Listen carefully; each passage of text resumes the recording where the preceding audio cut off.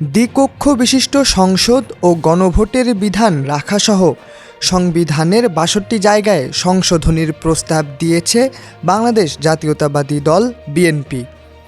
মঙ্গলবার ২৬ নভেম্বর সকালে সংবিধান সংস্কারের লক্ষ্যে গঠিত কমিশনের কাছে নিজেদের প্রস্তাব জমা দেয় দলটি।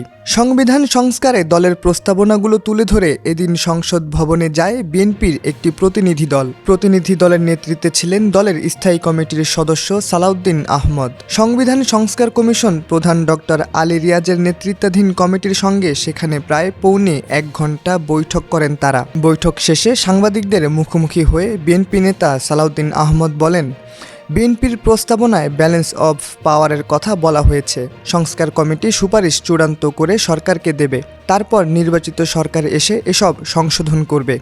তিনি আরও বলেন, আমরা প্রস্তাবনার মূল অংশে রাজনৈতিক ক্যারেক্টার পরিবর্তন করার বিষয়ে প্রস্তাবনা করেছি। জনগণের যে আকাঙ্ক্ষা এবং জুলাই আগস্টের যে শহীদের রক্তের অঙ্গীকার, তার চেতনাকে মাথায় রেখে ভবিষ্যতে যাতে একনায়কতন্ত্রের সৃষ্টি না হয় সেগুলো মাথায় রেখে আমরা প্রস্তাবনাগুলো করেছি। সালাউদ্দিন আহমদ আরও বলেন, আইন বিভাগ ও বিচার বিভাগ সহ সমস্ত জায়গায় আমরা প্রস্তাবনা দিয়েছি যাতে করে রাষ্ট্রের ভারসাম্য সৃষ্টি হয়। দ্বিকক্ষ বিশিষ্ট সংসদ ও গণভোটের বিধান রাখার প্রস্তাব ছাড়াও বিএনপির উল্লেখযোগ্য প্রস্তাবনাগুলোর মধ্যে আছে যেন পরপর দুবারের বেশি কেউ প্রধানমন্ত্রী না হতে পারে, ক্ষমতার বিকেন্দ্রীকরণের স্বার্থে যেন উপপ্রধানমন্ত্রী এবং উপরাষ্ট্রপতি পদের বিধান অন্তর্ভুক্ত করা হয়। এদিকে বিএনপির প্রতিনিধি দলের সঙ্গে বৈঠক শেষে সংবিধান সংস্কার কমিশন প্রধান ডক্টর আলী রিয়াজ বলেন, সংবিধান সংস্কার কমিশনের পক্ষ থেকে আগামী সপ্তাহে সারা দেশে জরিপ করা হবে। গ্রাম থেকে শহর, তরুণ থেকে বৃদ্ধ সবার মতামত নেওয়া হবে। প্রসঙ্গত, অধ্যাপক আলী রিয়াজের নেতৃত্বাধীন সংবিধান সংস্কার কমিশন